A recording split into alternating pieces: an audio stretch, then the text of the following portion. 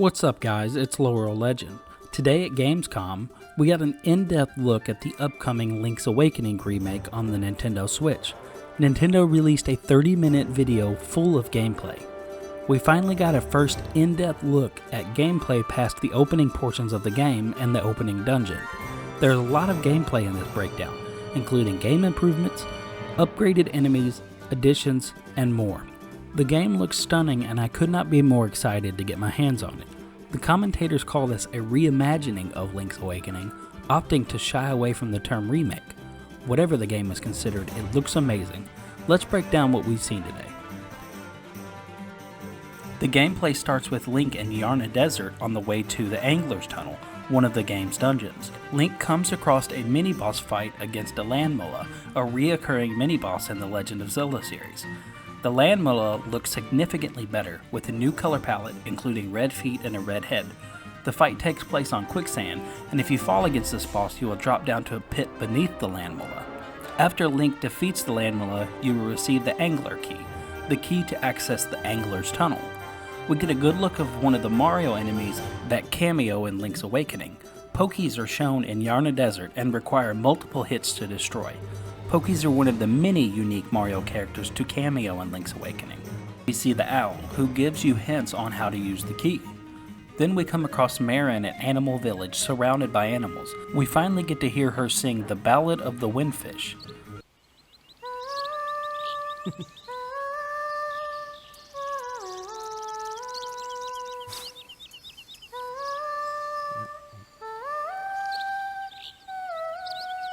Yeah, this mesmerizing song is... There is a warp hole that looks to be redesigned as Sheikah technology, an interesting change from the original game. The warp hole takes Link to the Yuku Prairie, a large field in the middle of Koholint Island. We get a good look of the updated map, including landmarks of places you've been.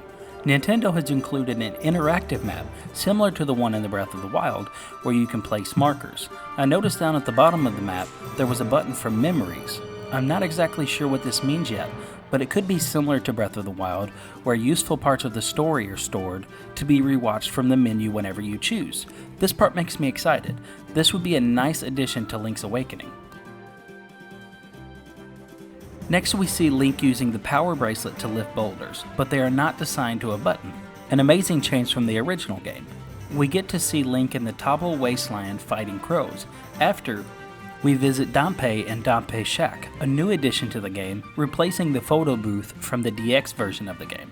Dampé originally appeared as a gravekeeper in the Ocarina of Time and is a new character in this remake. We are shown the narrator completing a challenge in the Chamber Dungeon feature. It shows chambers that have been unlocked from the dungeons you have completed.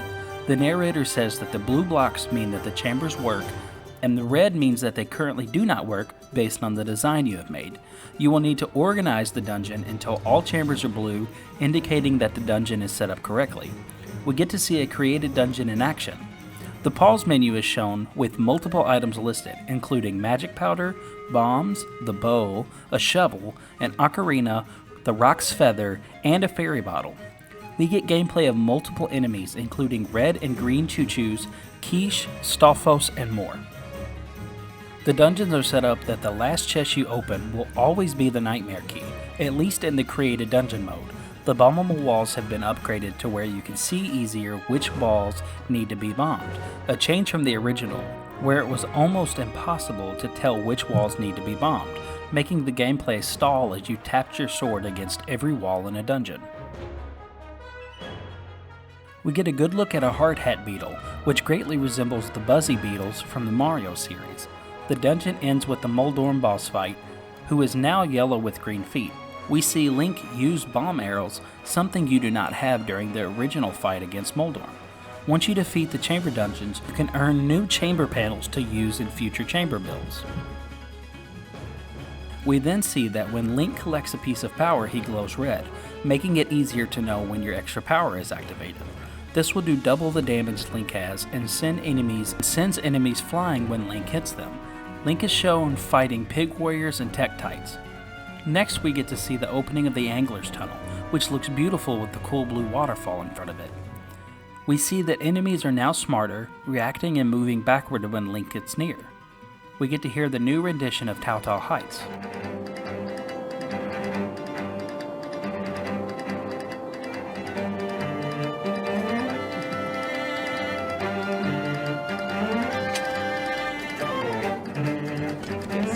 Tal Heights, exactly. Tal Heights was always a fun favorite. We see Link travel up Tao Tao mountain range, where we talk to Popple, who is famished and needs a pineapple. This is the part of the Link's Awakening trading sequence from the original game, which I will not spoil at this time. We get to see the beginning of the Angler's Tunnel dungeon. We see that the Guardian Acorn that decreases damage Link takes in half. Using this, Link will glow blue, making it easier to know when the power is activated.